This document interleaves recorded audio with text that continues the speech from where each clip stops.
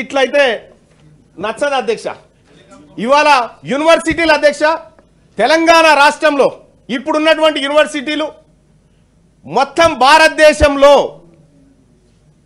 మొత్తం ప్రపంచంలో top 300 universities ఇస్తే ఒక్క యూనివర్సిటీ లేదు అధ్యక్ష మన ఇండియాది. అందులో తెలంగాణ అసలే లేవు.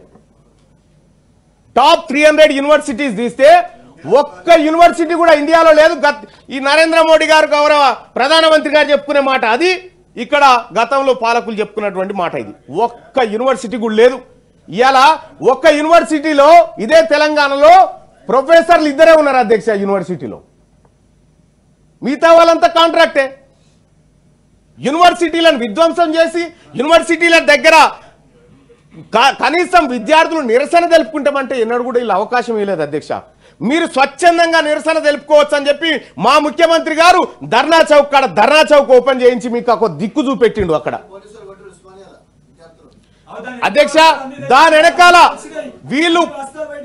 వీళ్ళు కొంతమంది బీఆర్ఎస్ పార్టీ నాయకులు అందులో చేరి ఇలా విపక్షాలను ఏది విద్యార్థులను రెచ్చగొట్టే ప్రయత్నం చేస్తే ఇదే విద్యార్థులు బీఆర్ఎస్ గో బ్యాక్ అని చెప్పి మొన్న అక్కడ నినాదాలు కూడా చేసిరు అధ్యక్ష. వీళ్ళ మీద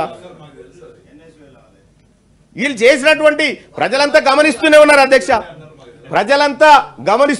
అధ్యక్ష. వీళ్ళ నిర్వాహకం అంతా ఇవాళ నేనైతే 100% రాష్ట్ర ప్రభుత్వం పెట్టినటువంటి బడ్జెట్ విశ్వసిస్తూనే కొన్ని సూచనలు చేయదలుచుకున్న అధ్యక్ష మా అధినాయకత్వానికి అలాగే ప్రభుత్వానికి కూడా.